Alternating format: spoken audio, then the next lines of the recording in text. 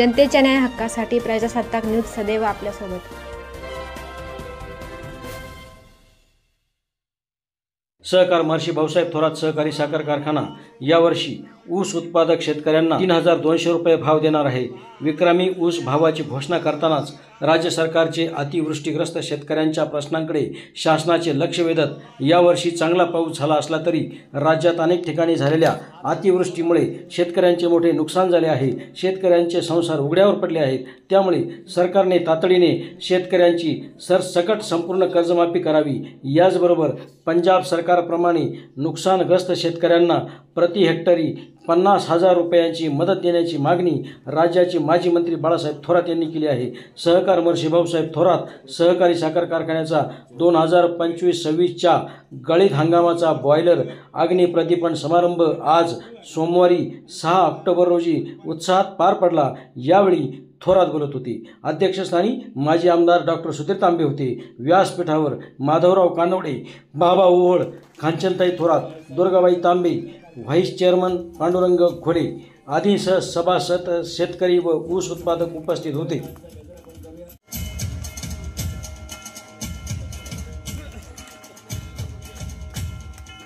पूर्वी आपण जी गेली 2-3 सीझन आपण अतिशय दुष्काळी परिस्थितीमध्ये आपण म्हणजे सर्व महाराष्ट्राचे सर्व साखर कारखाने, ऊसाअभावी अतिशय मेटाकुटीला आलेले सर्व साखर कारखाने आणि त्यानंतर चालू वर्षी अतिशय चांगला पाऊस म्हणजे आपला तालुका वगळता बाकी ठिकाणी पूर परिस्थिती निर्माण झाली आणि आपल्या एरियामध्ये सर्व धरणं भरल्यामुळे कार्यक्षेत्रामध्ये ऊस लागवडीला बऱ्यापैकी वेग आलेला आहे। आदरणीय साहेबांनी कार्यक्षेत्रामध्ये ऊस वाढावा यासाठी पहिल्या दिवसापासून जे प्रयत्न सुरू केलेत, शेतकी खात्याच्या 2-3 वेळा मीटिंग घेतल्या, त्याचबरोबर जी काही विकास योजनांची कामं आहेत, ऊस विकासासाठी काय काय करता येईल आणि आपल्या एरियामध्ये ऊस वाढवून आपला कारखाना ऊसाच्या बाबतीत स्वयंपूर्ण कसा होईल यासाठी नियोजन केलेलं आहे। त्यांनी एवढंच नाही तर आम्हाला हेही सांगितलं की आपण जर 15.5 लाखापर्यंत गाळप करतोय तर आपण का नको 15.5 लाखाचं नियोजन आपण पुढच्या 5 वर्षाचं करायला। तर ते सुद्धा खरोखरच आपण त्यानुसार प्लॅनिंग करायला घेतलेलं आहे आणि कार्यक्षेत्रामध्ये जर आपण ब्रेक इव्हन पॉईंटपर्यंत गेलो 9-10 लाख टनापर्यंत तर 15-15.5 लाख गाळीत करणं आपल्या कारखान्याला काही नवीन नाही। आपण ज्या बॉयलरचा आज अग्निप्रतिपन करतोय त्या ठिकाणी आज आपला 11वा बॉयलर अग्निप्रतिपन आहे। म्हणजे या बॉयलरला 10 वर्ष झालेत आणि 2 बॉयलर आपल्या 80-80 टनाचे आहेत। 87 kg प्रेशर आहे, 525 डिग्री सेंटीग्रेड टेम्परेचर आहे। हा कारखाना आदरणीय साहेबांच्या आणि ॲडव्होकेट माधवराव कानवडे साहेब यांच्या प्रयत्नातून अतिशय कमी कालावधीमध्ये आणि कमी किमतीमध्ये म्हणजे 156 कोटी अधिक टॅक्स आज ज्या लोकांनी हा अशा पद्धतीचा कारखाना उभा करायला घेतलाय 450-500 कोटी रुपये त्याला खर्च येतो। म्हणजे आपण खरोखरच भाग्यवान आहोत का त्यावेळेस घेतलेला निर्णय 10 वर्षापूर्वी तो अतिशय फायद्याचा आपल्याला ठरलेला आहे। आपण असं म्हणतो की दरवर्षी सीझन होत असतो आणि आताच गोगरकर साहेबांनी सांगितलं की मागच्या 2 सीझनच्या काय अडचणी होत्या, आता नवीनही काही प्रश्न त्या ठिकाणी येत असतात। परंतु या सगळ्या प्रश्नांवर मात करून मला आम्हाला तर नेहमीच आश्चर्य वाटतं की एवढ्या बिनचूकपणाने अचूकपणाने आपल्या सर्व या कारखान्याचं जे कामकाज चालतं ते खरोखर म्हणजे राज्यामध्ये दिशादर्शक आहेत, राज्यात दिशादर्शक आहे। मित्रांनो, बऱ्याच वेळेस आपल्याजवळ जे असतं त्याचं आपल्याला हळूहळू त्याची इतकी सवय होते की त्याला आपलं काहीच वाटेनासं होतं। ते काहीच आता होत चालल्याचं मला वाटतं, कारण आपण पाहतो सगळीकडे सहकार्य, सगळीकडे कारखाने, सगळीकडे दूध संघ आहे। परंतु हे इतकं आदरणीय दादांनी भाऊसाहेब थोरातांनी एक ही नियोजनाची पद्धत घातली। म्हणजे दादा कुठल्या MBAच्या कॉलेजमध्ये गेले नव्हते किंवा कुठल्या इंजिनिअरिंगमध्ये गेले नव्हते, परंतु एक प्रचंड तळमळ की ही जी काही संस्था आहे, कारखाना असेल, दूध काय आपल्या संस्था, दूध संघ असतील, शैक्षणिक संस्था असतील, या शेतकऱ्यांच्या हितासाठी आणि त्यातून जास्तीत जास्त त्याचा नफा किंवा त्याचे पैसे हे शेतकऱ्याच्या पदरात पडले पाहिजे। त्यासाठी प्रचंड काटकसर, प्रचंड नियोजन, वेगवेगळ्या एक प्रकारची दृष्टी त्या ठिकाणी ठेवून कामकाज करणं हे अत्यंत महत्त्वाचं असतं। आदरणीय दादांच्या पावलावर पाऊल ठेवून आता साहेब देखील तितक्याच तन्मयतेने, तितक्याच तळमळीने, तितक्याच शिस्तबद्ध पद्धतीने आणि एक विजन ठेवून हे कार्य या ठिकाणी करतायत.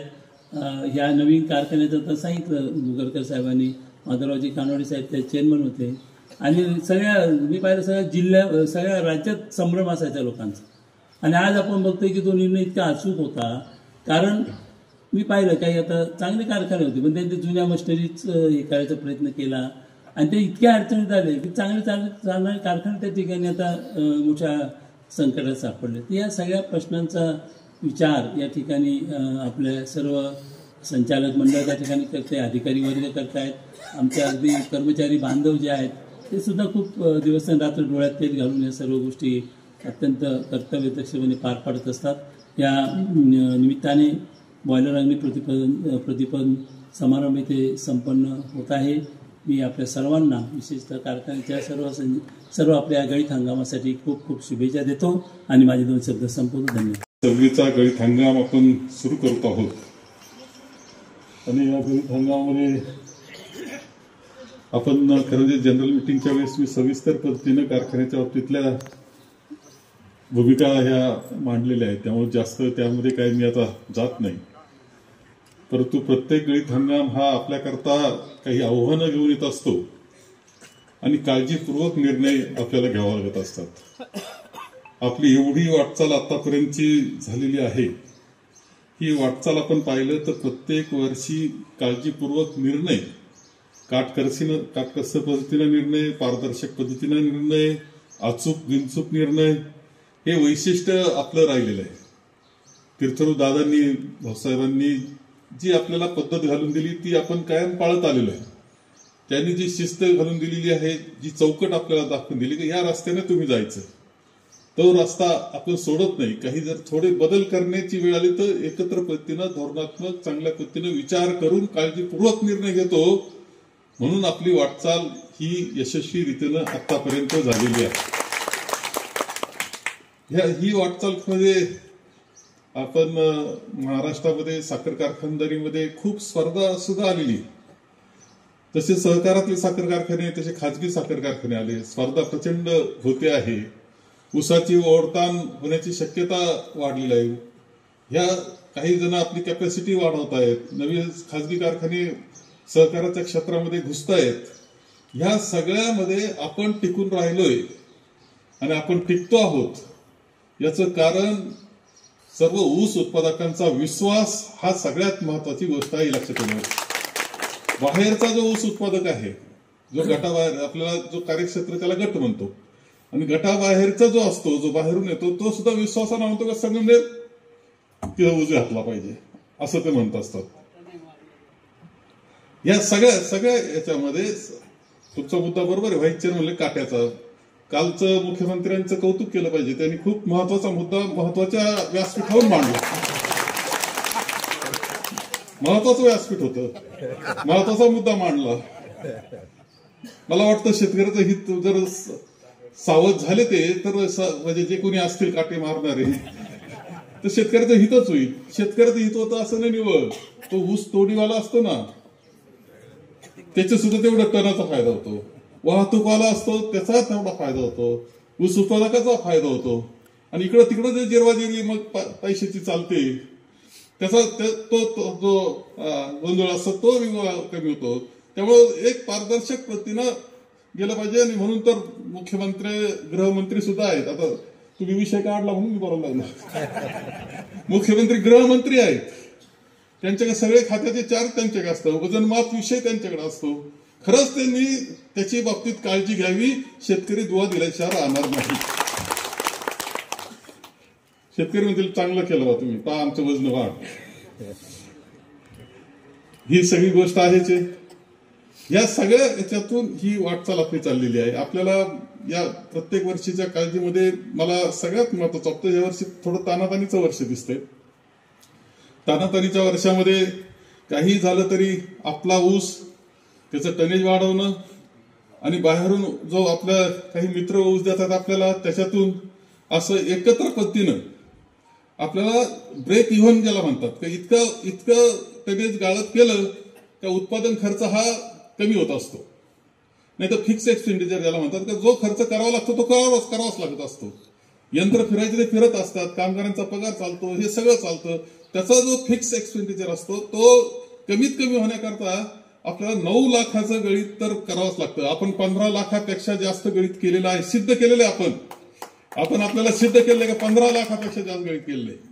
जितकं जास्त गणित होईल तेवढा बगॅस आपल्याला मिळतो, त्यापासून आपल्याला स्टीम मिळते, त्यापासून आपली वीज तयार होते, मॉलिसिस ज्यादा मिळतं, अल्कोहोल होतं, त्याच्यापासून इथेनॉल तयार होतं. हे सगळे फायदे ज्यादा गणिताचे असतातच.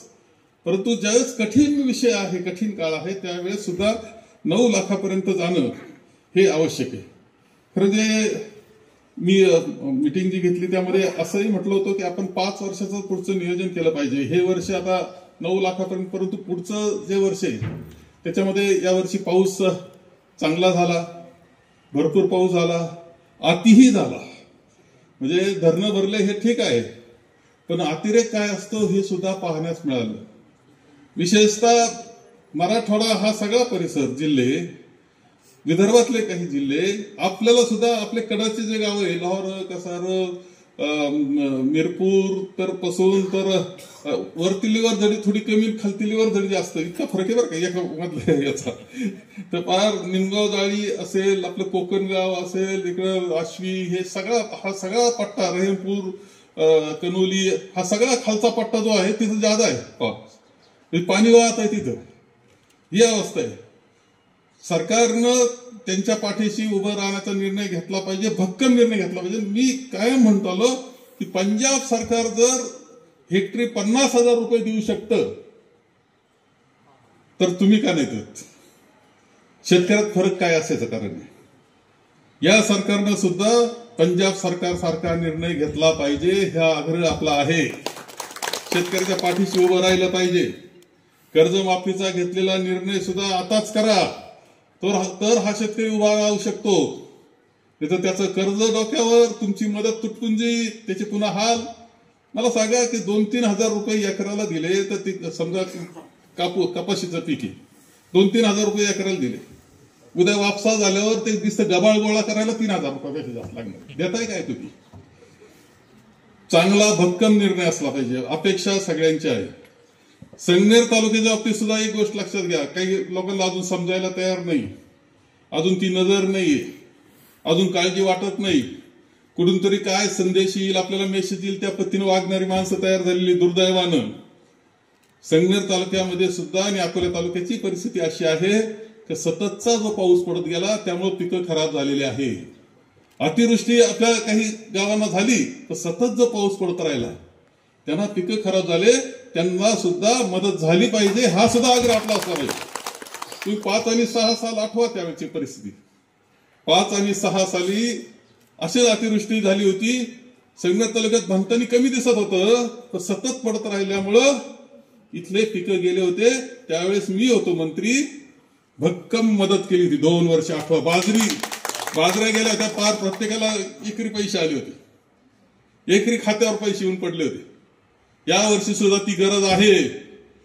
सरकारनं जागृत व्हावं. कुणी जागृत होईल नाही होईल मला माहित नाही, त्यांना दुसरी कामं फार लागलेली आहेत. सगळ्या गावांनी फ्लेक्स लावायचे आहेत त्यांना. तुमच्या फ्लेक्सनं तुमचे चेहरे पाहून जनता दूध खुली नाहीये समाधानी व्हायला.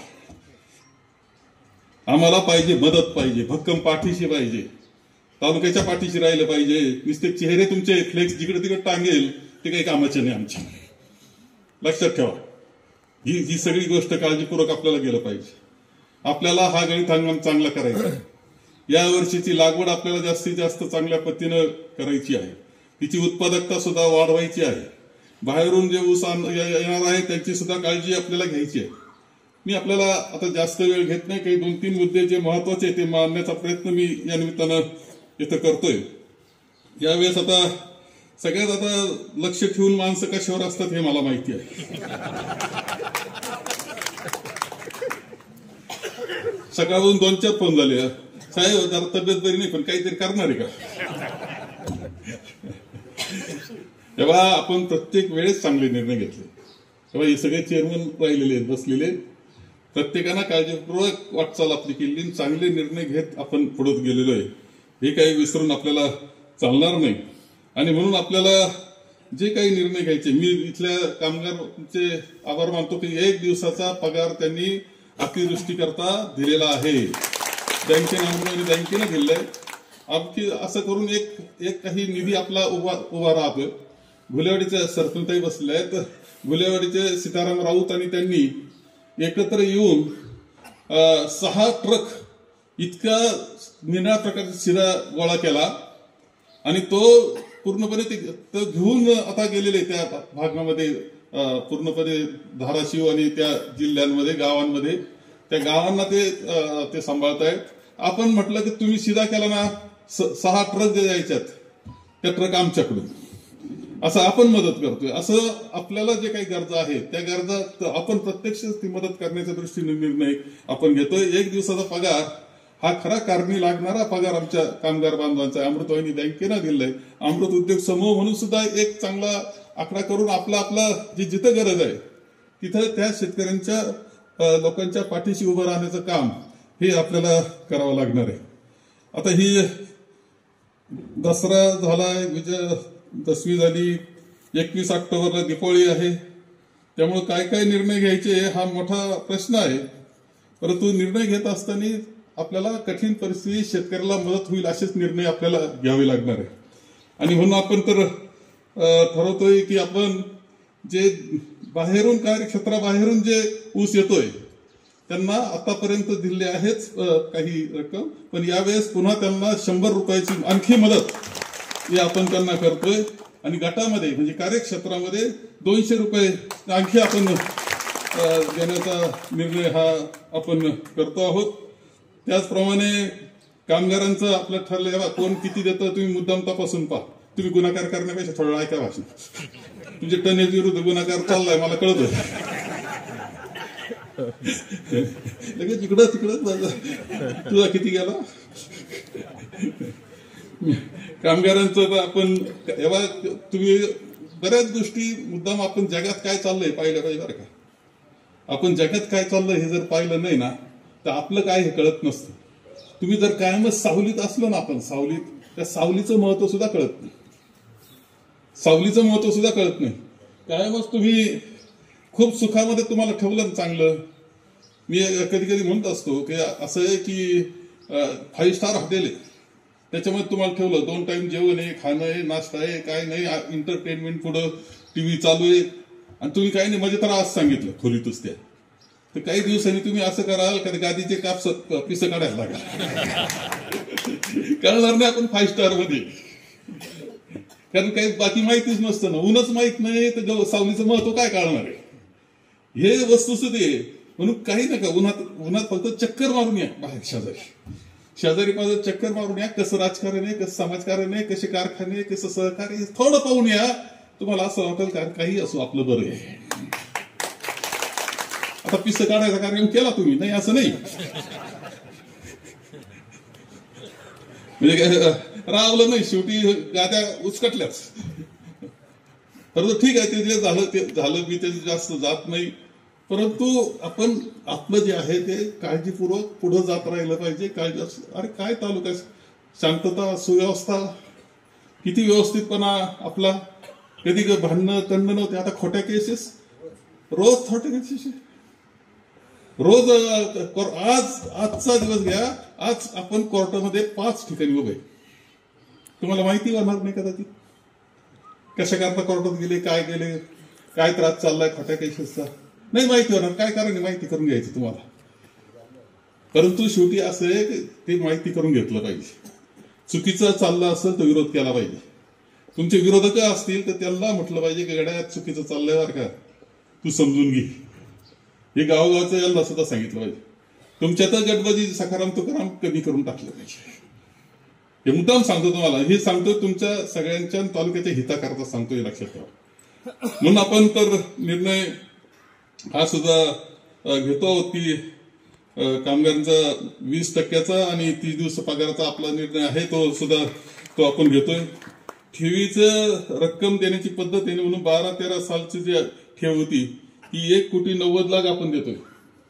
आणि ठेवीवरचं व्याज सुद्धा 1,70,00,000 व्याज आपण देतो. 1,70,00,000 व्याज देतो. बाजारात किती पैसे येणार आहे पहा तुम्ही. मार्केटमध्ये. दिवाळी भरून जाणार आहे, बाजारपेठ भरून जाणार आहे. पण बाजारपेठेत गेल्यावर थोडं बोलत चला, काय आपलं बरं आहे म्हणून इथं बरं चाललंय असं थोडं बोलत चला त्यांना. अरे नाही तर ते बोलतो तुम्ही ऐकता, असा घोटाळा झालाय सध्या. हे बघा, धार्मिकता आम्ही आहे, धार्मिक आपण आहोत. हिंदू धर्माचा याचा अभिमान आम्हाला आहे, कोणाला नाही अभिमान, आम्हाला आहे. आम्ही फक्त दुसऱ्याचा द्वेष करीत नाही, एवढं सोडून काय बाकीचं आहे. धर्म वाचवायचा, काय धर्म वाचवायचा,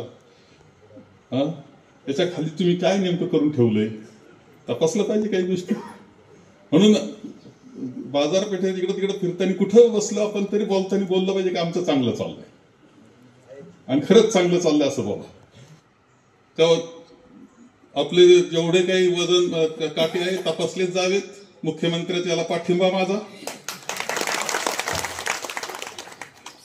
2, शेतकऱ्याला चांगले पैसे मिळाले पाहिजे, त्यांना हेक्टरी 50,000 रुपये मिळालेच पाहिजे, कर्जमाफी झालीच पाहिजे. हा एक मुद्दा आपला. संगमेर तालुक्यातलं सुद्धा सततच्या पावसानं पिकं गेलेले आहेत, त्यांना 2005 आणि 6 साली जशी मदत झाली होती तशीच मदत यावेळेस झाली पाहिजे. आणि मग तुम्हाला आता तुम्ही परत सांगितलं, परत सांगण्याची गरज नाही. कामगारांना आपण दरवर्षाप्रमाणे देतो आहोत. गटामध्ये तणाला 200 रुपयांना, गटाबाहेर आपण 100 रुपये. हे सगळे निर्णय, ठेवीवरचं व्याज आणि ठेव परत करणं, साखर 30 रुपये,